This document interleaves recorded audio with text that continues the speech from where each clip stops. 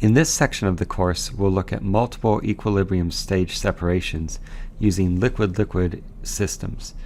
In specific, we'll look at separations using the group method, which approximates a number of variables and lumps them together as a group solution model. And this is in contrast to the single stage separations that we performed previously using a ternary liquid-liquid plot, where we had different equilibrium conditions for every possible combination of extract and raffinate. In the group method, we'll assume that our equilibrium relationship between extract and raffinate is the same for each one of the stages. And if that didn't make sense, it will make sense in the following slides, I think, as we explain it more. So in overview, this corresponds to Chapter 5 in the textbook. We're going to spend a little bit of time talking about different types of cascades, cascaded systems, and then we'll spend most of our time discussing single liquid-liquid extraction cascades, which is next, and then after that we'll look at multi-component vapor-liquid cascades. So just as a little bit of an introduction, single stages, again, rarely achieve a very high separation power, and in some of our single stage liquid-liquid systems that we modeled on the ternary plot, we saw that this was the case, where we would still have a decent amount of the solute left over in the raffinate that wasn't extracted in one stage. And so what we're going to try to do now is use a multi-stage tower to extract more of the solute. So cascades are very common. I mentioned a tower as an example, but there's actually a lot of different types of cascades. They use it for a lot of different applications. So application areas, think of stripping. So stripping is pulling off a volatile material that's in a liquid and you want to pull it into the vapor phase. Absorption is pretty much the inverse. We've got some compound in the vapor phase that we want to absorb out of it, and the classic example here is what's called a scrubber, which is a column that would absorb something like carbon dioxide out of the air back into some liquid phase to recover it. Distillation features aspects of both stripping and absorption. We'll come back to that later on. It's a little more complex. And liquid-liquid extraction, which we're going to talk about now. So there's several different ways to look at configurations of cascades. Multiple different ways to configure a system, and this applies to both energy separating agents and mass separating agents. In general, there's three categories. You guys have probably heard about this in other classes. We have co-current, cross-current, or countercurrent. And we have a little bit of an example here just to jog your memory on what each one of these looks like. So your goal here is to guess the configuration, and I'll pull them up one at a time here and see what we think. So here is the first configuration. I'll give you a minute to guess. Do you think this is co-current, cross-current, or countercurrent? Looking at the way the arrows go and the stages are arranged. We'll pull up the next one. Again, does it look more like co-current, cross-current, or countercurrent? I'll let you guess.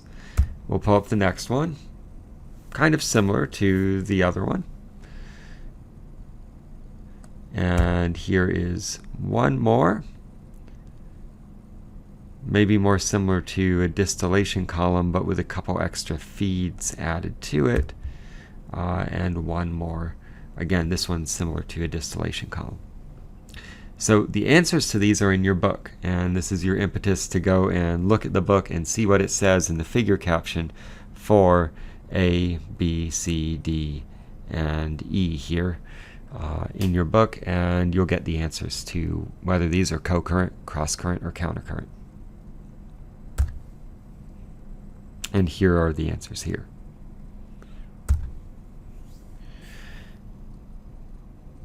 So the next section here is on how we refer to stages in a multi-stage separation. Countercurrent is the most prevalent configuration, both in liquid-liquid extraction and later on, as we'll see, in absorption and stripping and distillation. And in this case, we often number the stages from top to bottom, but they can also be numbered from bottom to top. So you have to pay attention, and in your book, when you're reading, you have to pay attention to what order are the stages numbered in. You don't want to get them backwards by mistake. In addition, in Aspen, you want to pay attention to what order the stages are numbered in, because if you get those flipped, your model or your simulation in Aspen may not converge or may not come to the right solution. So group methods, again, we're going to go back and discuss group methods here and then discuss liquid-liquid extraction.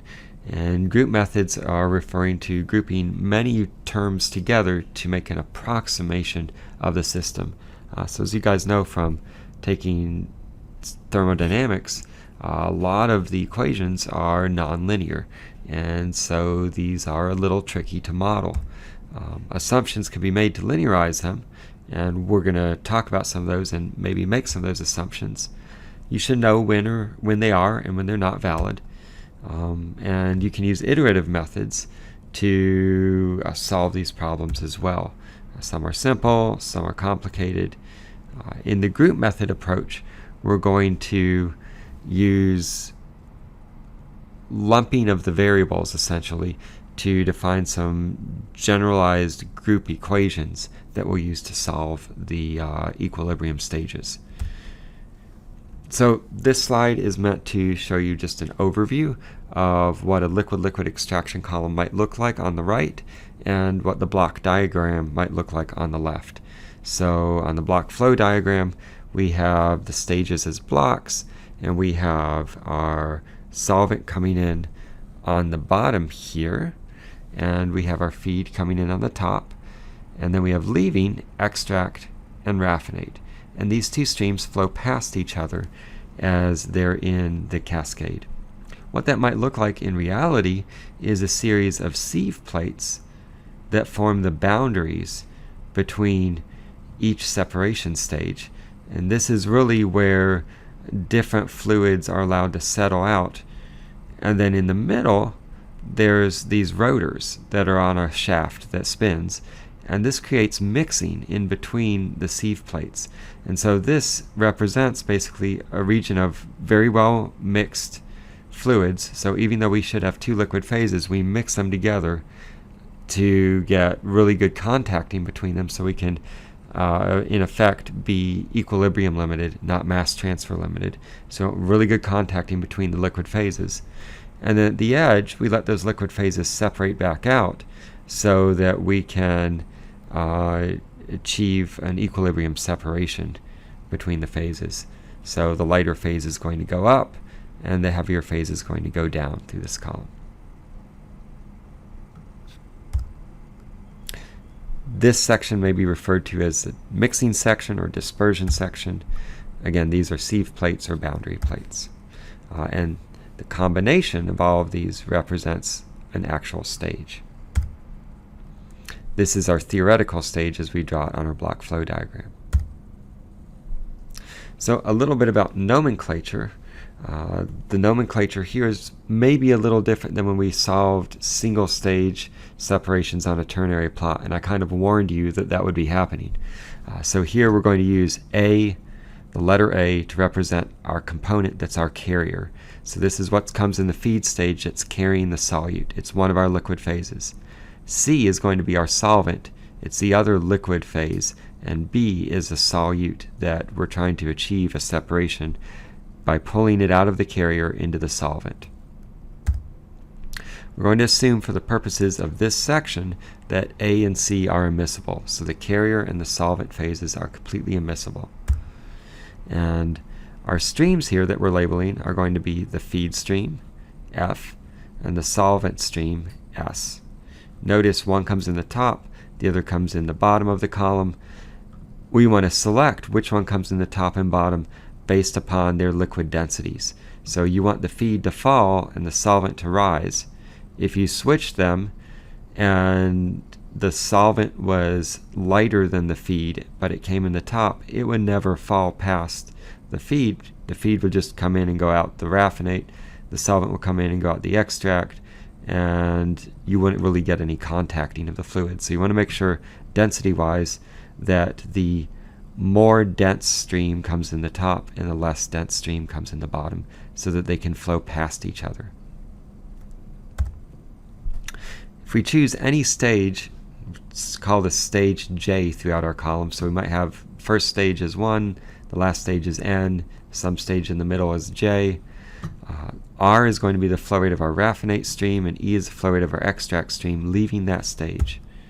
And we can write mass ratios. We're going to spend some time discussing what these are. We can write mass ratios that describe the compositions of those streams. So the way we do that is, for the feed stream, I'm using a big X to represent the mass ratio, whereas we usually use a little x to represent mass fractions or mole fractions. Here we're going to use a big X for mass ratios or mole ratios. What that means is it's the flow rate of B over the flow rate of A in the stream. So what this mass ratio is referring to is how much solute we have in the stream divided by how much carrier there is, or if it's referring to the solvent stream or the extract stream, it's the solute divided by the solvent. And so this is a little bit different than a mole fraction or mole fraction or mass fraction, where we had the amount of B divided by the total amount that's in the stream, which would be A plus B plus C. Here we're only interested in how much B is there per how much A, or how much B per how much C. So this is called a mass ratio, or if you're using units of moles, it's a mole ratio. Okay? So again, feed stream comes in the top. We represent its mass ratio as the flow rate of the solute divided by the flow rate of the carrier. Solvent stream comes in the bottom. We represent its mass ratio as the flow rate of the solute divided by flow rate of the solvent. Okay, so this is solute over carrier. This is solute over solvent. The raffinate leaves down here, and we represent its mass ratio as the flow rate of the solute in the raffinate over the flow rate of the carrier. Because the raffinate has the same phase as that of the feed, it's the carrier phase. And for the extract, we represent the extract mass ratio as the flow rate of the solute over the flow rate of the solvent that's in the extract. I can represent these more generally as this distribution coefficient, and I've put a apostrophe after this. So this is distribution coefficient prime or distribution coefficient apostrophe. And what that really means, the apostrophe or the prime tells us we're assuming that the phases are immiscible.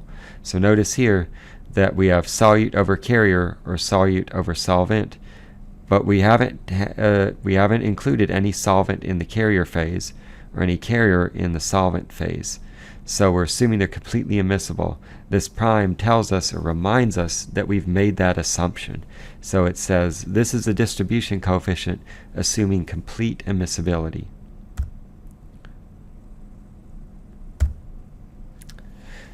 So in this next section here, we're going to again refresh or go back over the nomenclature from a slightly different perspective, because this can be tricky sometimes. So we have a modified distribution coefficient. We have a prime to indicate that it's modified. Okay, so this prime here indicates that. And again, it's equal to the mass ratio or the mole ratio in the extract over the ratio in the raffinate. We have an extraction factor, and we're going to set that equal to the distribution coefficient times the solvent flow rate over the carrier flow rate. And this distribution coefficient, to some extent, is a representation of the maximum amount of solute that we can extract over the equilibrium amount of solute that leaves in the raffinate. And it assumes complete immiscibility. So take that into account as well. Remember that because of this prime, everything in this section is assuming complete immiscibility. here's a little bit more detail on mole fractions versus mole ratios, because this is confusing to a subset of the class every single year we go through this class. So mole fractions, which are what you've used in every other class you've taken, represent the flow rate of some component, in this case the solute, over the total flow rate for the whole stream. So it's the moles of B per total moles in the stream. A mole ratio, or a mass ratio if you're using units of mass, is going to be the amount of B per amount, or the amount of one component per amount of the main phase that that stream is for. So for the feed stream, this would be the amount of B, which is a solute, per amount of carrier, which is the phase, the liquid phase that the solute is carried in. Okay, so feed is carrier phase, so we have amount of B per amount of carrier. For the solvent stream, or for the extract stream, we're going to write this as a big Y, and we're going to say that this is equal to the amount of solute per amount of solvent. Okay, so moles of B, the solute, per either mole of carrier if we're in a carrier-rich stream, or moles of solvent if we're in a solvent-rich stream. And instead of moles, some of your problems in your book give everything in mass, and the equilibrium is also given in mass fraction or mass ratio. So think we can write mass ratios and mass fractions just like we write mole ratios and mole fractions. Why do we do this? It's a little confusing. In fact, sometimes it's a lot confusing. The reason is it simplifies the equations, and we'll come back and look at that again. But basically the equations on the previous slide, where we can write an extraction factor, that's this one linear term that includes the distribution coefficient and the flow rate of the carrier and the solvent, is simplified because we can write these either mole ratios or mass ratios. And for some processes, it's just how things have been done. So people have been doing this in the field for 30 or 40 years, and that's how they do it. Again, this coincides with the assumption of complete immiscibility. So when you write this as the solute over the carrier, or the solute over the solvent, we're assuming that the carrier and the solvent are completely immiscible. The purpose of this slide is again to drive home the idea that we're using these mass fractions, but also to write or mass ratios, but also to write them in mass fractions, or mole ratios and mole fractions. So remember, the big X is a ratio, the little x is a fraction. So I can write my flow rate of B coming in for the feed stream, so this is a flow rate of solute in the feed stream, as being equal to the flow rate of carrier times the either mole ratio or mass ratio, depending upon which we're using. That's the same thing as writing flow rate of B is equal to flow rate of carrier times the mole fraction or mass fraction over 1 minus the mole fraction or mass fraction. And if you do the math, you'll see that these come out to be the same. So we're going to write solute flow rates as being equal to the flow rate of the phase that it's in, either carrier or solvent, times either the mole ratio or mass ratio. So these ratios let us write the flow rate for the solute in terms of the flow rate for the phase that it's in, either carrier or solvent. And notice this carrier, FA, stays the same at each stage because it's completely immiscible with the solvent. That's our assumption. We're going to assume all of it comes out the bottom. So the carrier flow rate, this FA, doesn't change from stream to stream. So that makes it really easy to write this solute flow rate each time in terms of the carrier. And in the same way, we can write this solute flow rate here for the solvent stream, which pulls out, it turns into the extract. This is extracting the solute here. So this solvent stream, we can write the amount of solute in each case in terms of the amount of solvent that we add to the system. So we add solvent here, we add carrier here, the solute comes in with the carrier, and some of it gets pulled out into the extract stream. And we can write that just as a function of the amount of solvent and this mole or mass ratio.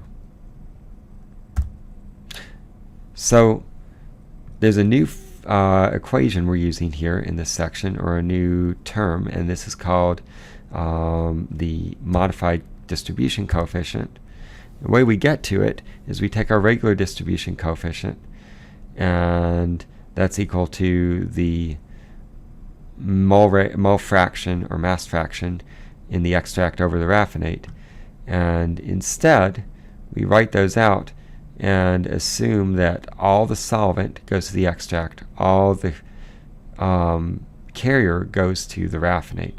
And if we write that out, we can simplify these equations and say that this modified distribution coefficient is equal to the original distribution coefficient times the ratio of extract over raffinate, carrier over solvent. This relationship you won't use too much in the problems we're doing. However, this you'll use, and this you may use. How do we get to this? We could do a mole balance for our solute on the total column. So the solute coming into the column is equal to the mole ratio or mass ratio times the amount of carrier. Remember from this previous slide that that's the flow rate of solute coming in. Okay, so this is what comes in. What leaves is in the extract stream and in the raffinate stream.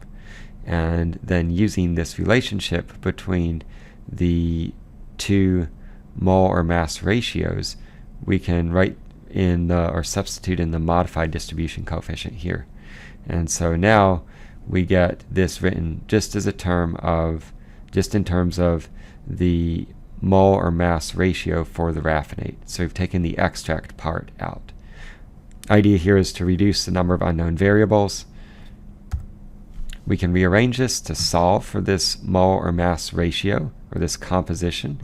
And if we do that, again, we lump these terms together, we divide by those terms, we rearrange it a little bit, and we get this term down here on the bottom. And then if we define an extraction factor that's equal to the modified distribution coefficient times the solvent flow rate over the carrier flow rate, we can substitute that in. And so we can find now the composition of the raffinate in terms of the composition coming in the feed that we almost always know over the extraction factor plus 1. So this makes it really easy to solve for the composition in the raffinate because you usually know this, and if you can calculate this lumped term, this is like the group term that you see in the group method, or part of it, then we can solve for this equilibrium, what's going on. And we usually rearrange this so it's as a fraction here. We've got molar mass ratio in the raffinate or over molar mass ratio in the feed. And it's equal to 1 over 1 plus E.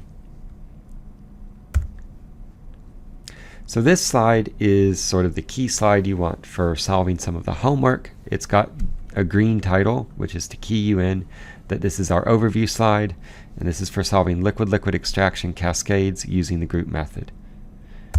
So in general, we're going to determine the configuration, whether it's co-current, cross-current, or counter-current. We're going to find this modified distribution coefficient. You may find that from equilibrium data. You may have to calculate it. It may be given to you, but you need to find out what this modified distribution coefficient is. Then using that and using given information in the problem statement about the solvent flow rate and the feed carrier flow rate, we can calculate the extraction factor. So we're going to calculate that. And then based upon what configuration we have, we're going to use one of these equations to evaluate the composition. Again, this is the raffinate over the feed. And so this lets you solve for the composition of the raffinate because we are given almost always the composition of the feed. For co-current, it's going to be 1 over 1 plus E. For cross-current, it's going to be 1 over 1 plus E over N to the N. And for countercurrent, it's going to be 1 over the sum of E to the J, starting at J equals 0, all the way to the number of stages. So in cross-current and countercurrent, this N represents the number of equilibrium stages that we have. Now in the next sections, I'll show you how to derive these equations. And on your homework, I'll ask you to go through and just derive the general equations again. So it's very, very similar, or it's pretty much exactly the same as what I'm going to show you. I want you to go through the practice of deriving the equations just so you can see how you get from a material balance to this overall equation that tells you how we achieve the separation in each of these configurations. So you'll look through what I'm presenting, and then you'll pretty much write that out for your homework when it asks you, how do I derive the equation for cross-current liquid-liquid extraction? So you'll say, how do I derive this? And I'm going to show you how to do that in the next few slides.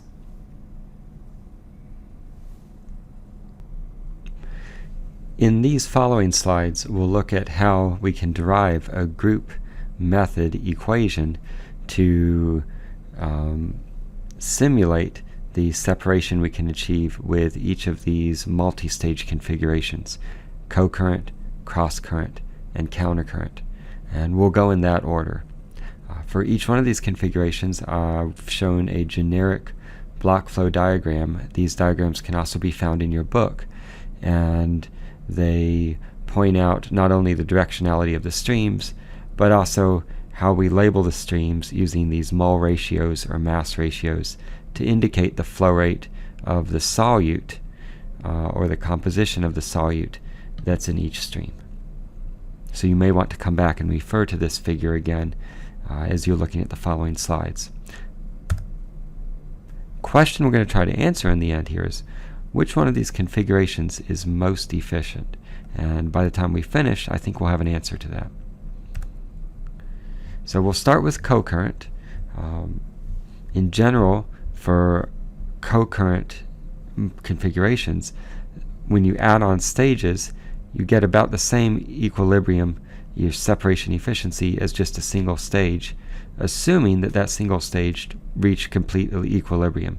If a single stage didn't reach complete equilibrium, you might add on additional co-current stages to give the residence time that you need to get to equilibrium. And so this is really the only reason why you would have multiple co-current stages, is just to get to complete equilibrium to achieve the ideal equilibrium efficiency as a single stage. We'll go through though, and we'll derive for any stage. In this case, we'll look at two stages here, but for any stage, regardless of how many they are, what our equilibrium or what our separation efficiency will be. And I think you'll see that theoretically it's the same as a single stage. So what we do is we take stage 1. Here's stage 1 right here, and we can write again the single stage equation that we derived previously, which is the molar mass ratio for the raffinate over the molar mass ratio for the feed is equal to 1/1 plus E. That describes the composition of this exiting stream, which is the raffinate stream. The exiting streams are in equilibrium because it's an equilibrium stage. So we could say that YB over XB is equal to K prime dB, which is the modified distribution coefficient. And we can rewrite this to write X in terms of Y, as long as we know the K prime.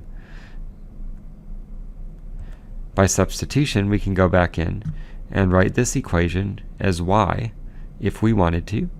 And so now we have Y as a function of the feed composition coming in and the extraction factor. And if we rearrange this, it looks like this. Going on, we write the same thing for stage 2. So here, coming into stage 2, we have 2 streams entering with solute, and we have 2 streams leaving with solute. These are the 2 streams coming from stage 1. These are 2 streams leaving stage 2. And again, the way we write their stream material component flow rates is to use this ratio, the mass or mole ratio, times the flow rate for either the carrier or the solvent, depending upon which liquid phase we're in.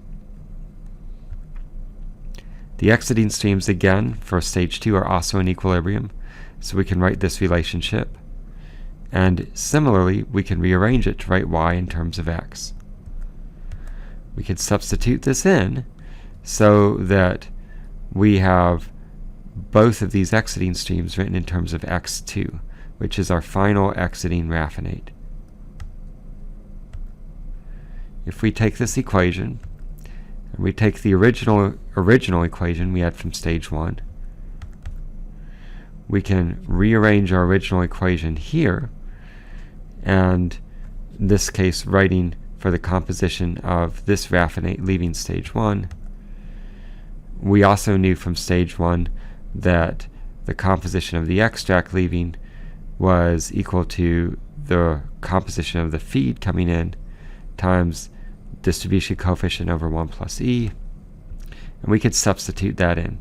So what we're going to do is, where we have y1 here, we're going to substitute all of this in. Okay, and that gets rid of this unknown variable.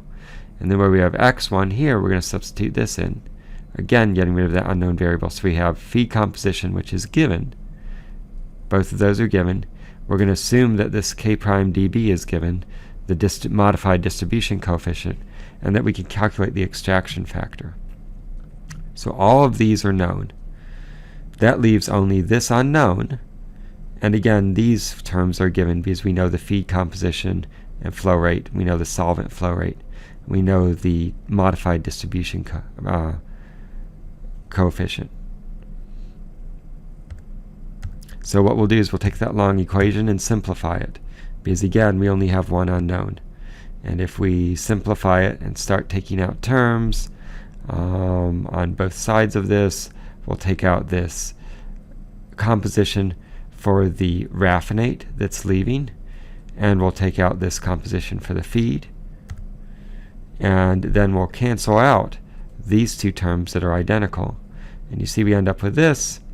And if we rearrange, this comes up with xb2 over xbf is 1 over 1 plus E.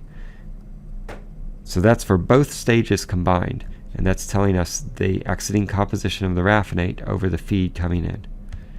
Now if you remember from stage 1, for this raffinate we also had xb1 over xbf is 1 over 1 plus E. And at stage 2 we had xb2 over xbf is 1 over 1 plus E. That means that these two, since these two terms are equal, these two are equal, and since xbf is the same on the bottom, then xb1 is equal to xb2.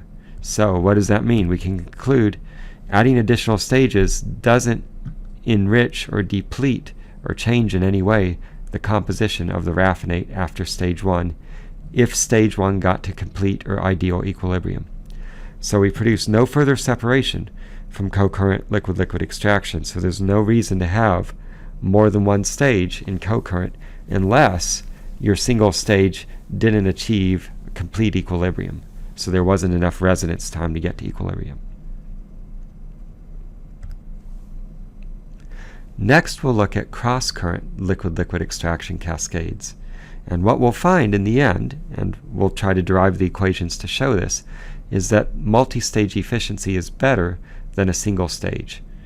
And what we'll see is that we divide the solvent coming in equally among these cross-current stages, and that affects how much recovery we're going to get. And so we'll look at how the number of stages controls that. So for any stage here, we'll call this stage J. There might be 10 stages and J is somewhere in the middle, but it could be number 1 or number 10, 2, whatever it is. In this drawing we only have 2 stages. J could be either one. We're going to write the solvent flow rate coming to any stage as being equal to some total solvent coming to the system that gets equally divided into each one of the stages. In this case there's 2 stages, so the total solvent coming in would be S over 2 for each stage. We then define the extraction factor as E over N is equal to the modified distribution coefficient, S over N, and the carrier flow rate. So notice we've just written the extraction factor equation but divided both sides by N. This makes the raffinate for stage 1, this composition leaving, 1 over 1 plus E over N, whereas before for just single stage co-current is 1 over 1 plus E. Now we have to divide the extraction factor by N. And what we could do is we know that this stream leaving stage 1 is the feed for stage 2. So the raffinate from stage 1 goes into stage 2. And the solvent, though, is pure. So this allows us to use the same extraction factor, essentially, because this pure solvent is coming in. And we can write the raffinate for stage 2 as xB2 over xB1. So this over this, just like this one, for stage 1 it was xB1 over the feed. Here we have xB2 over xB1. Again, it's 1 over 1 plus E over N. So for any stage j, we can generalize this and say xBj over xBj minus 1 is 1 over 1 plus E over N. So if we start combining the stages now from 1 to n, we just multiply them through, and these terms cancel. So if we want to find the exiting composition and there's only 2 stages, as a function of the entering feed composition, we multiply these 2 terms together, these intermediate terms cancel, and we just get exiting over feed. And if we go all the way through n stages, we'll end up with n stage raffinate composition leaving stage n over the feed composition coming in. And that's going to be equal to this sum on the right side, where it's just 1 over 1 plus E over N multiplied again and again and again. And so we'll generalize this and write this as xBn over xBf is 1 over 1 plus E over N, and this whole part raised to the n power, where n is the number of stages. If you wanted to, you could calculate this final exiting composition here, and then step backward for each intermediate stage and find the composition of every stream in our system. And so we could step backwards throughout this. So we can look at a couple limiting factors here.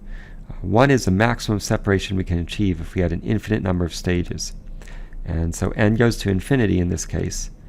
And if we take this equation and look at it as n goes to infinity, it looks like this. And this equation will then simplify as 1 over the exponential of e, which is the extraction factor again. So if you do the math, you can validate that this is true. And this gives us a limiting case for how much we can extract, or how small we can get this composition of the raffinate in terms of solute with an infinite number of stages in the cross-current configuration. So we can't do any better than this.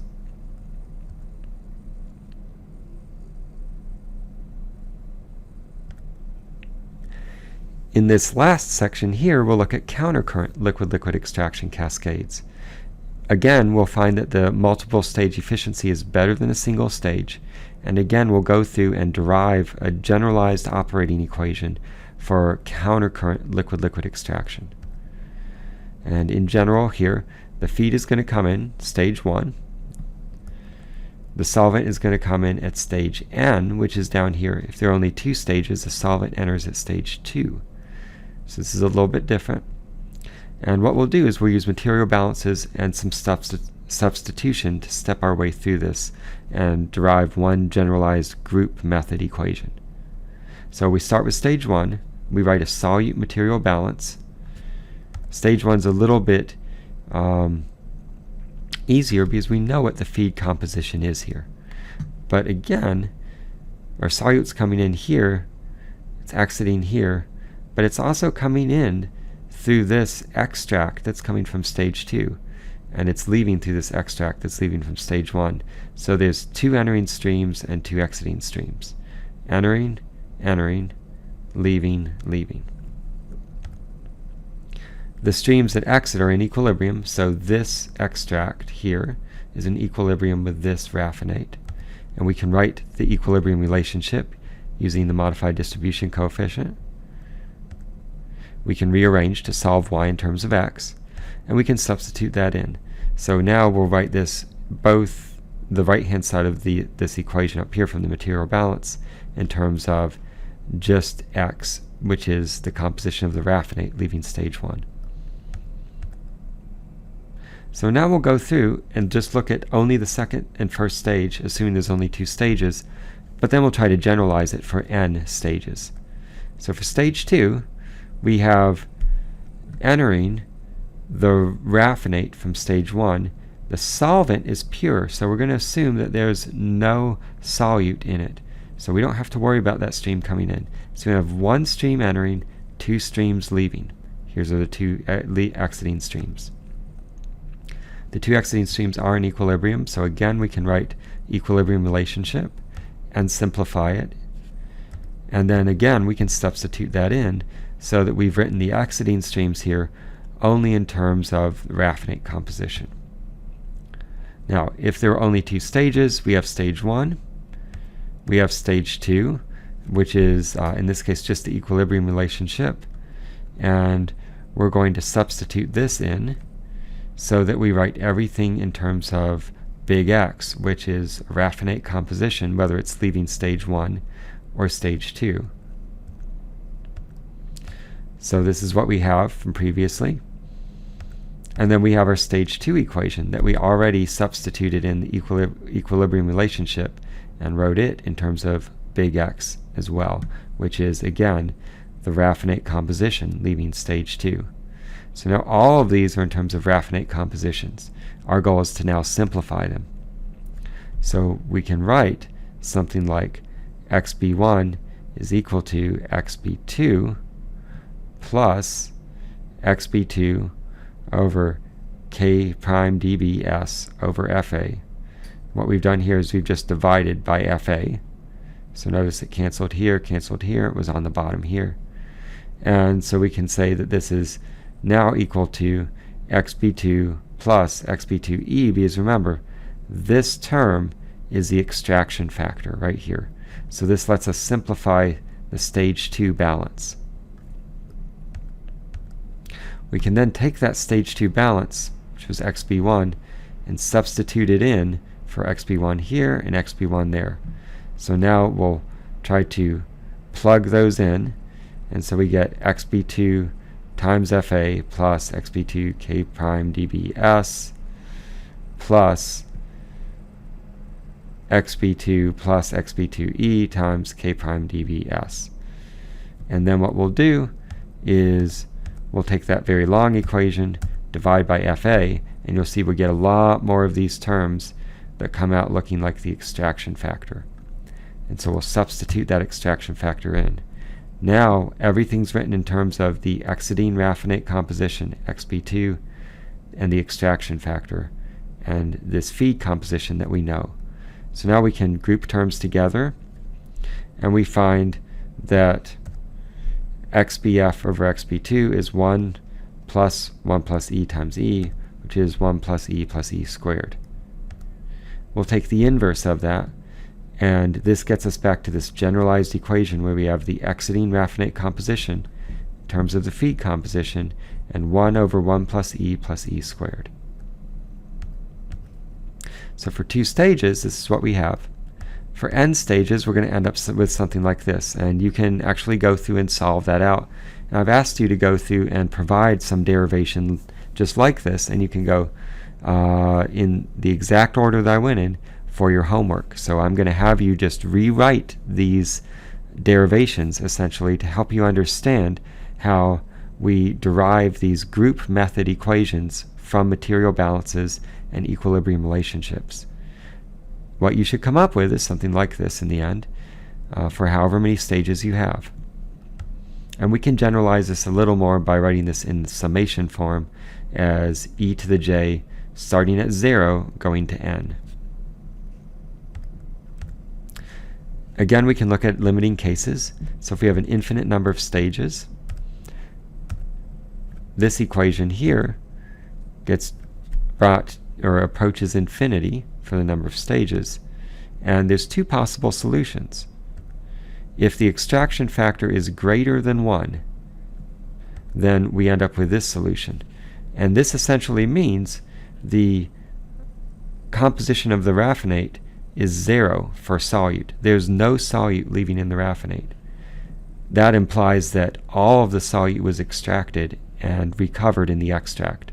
So this is the best case we can get for liquid-liquid extraction. We've extracted 100% of the solute we're interested in with an infinite number of stages. If E is less than 1, so the extraction factor is between 0 and 1, then we're going to end up with this. And this gives us a limiting case that we can get to. So best case scenario is we can get to 1 minus E as our exiting raffinate composition, even if we have an infinite number of stages. So in that case, we don't extract all of the solute. Some of it still exits in the raffinate, so it's not a complete recovery. And either of these, this is a theoretical study because we will never build a column with an infinite number of stages. That would be impossible, number one, and even a very, very, very large number would be very expensive. So in the end, there's compromises, but in making compromises, we need to know the limiting cases so that we know just how good we can do. Because if we can't do any better than 1 minus E, and we get pretty close to it with 10 stages, then we'll know, well, we don't really need to go any further than that. There's no need to add more stages than 10, or however many that might be.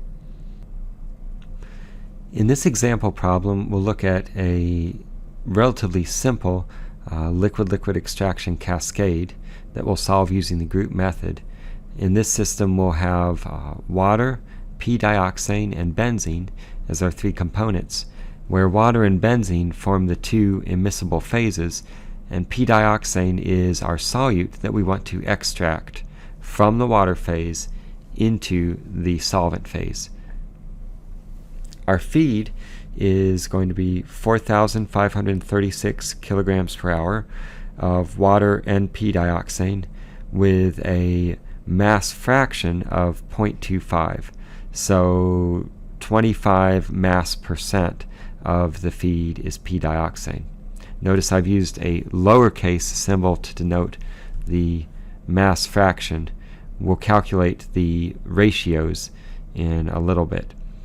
Our solvent is 6,804 kilograms per hour of benzene, and in this problem, which is one modified from your textbook, our modified distribution coefficient is 1.2, so it's given to us. We're going to make an assumption that benzene and water are immiscible, and here's a block flow diagram for the overall process. We're of course focusing on just the liquid-liquid extraction unit. So we have our feed coming in, water and p-dioxane. Our solvent, benzene, comes in, goes through a series of stages. The extract is p-dioxane in benzene, so benzene is the phase that has p-dioxane in it, and the raffinate is water with some p-dioxane as well. And we're going to use this simplified relationship here, which is one of the reasons why we write the exiting raffinate composition over the feed composition. We can plug this into this equation here. Basically, through a material balance, we can relate these to the exiting extract composition and estimate what is our percent extraction. So this is simply 1 minus xbn, which is for the raffinate, over xbf, which is for the feed, all times 100%. And that gives us a percent extraction for p-dioxane. So this is a useful equation. And what we're going to do, and I've solved this for you, is to go through and look at the results as we model a single equilibrium stage, 5 co-current stages, 5 cross-current stages, and 5 counter-current stages. And I've actually solved this for a wide range of different numbers of stages and plotted the results so that you can see what the exiting plot looks like.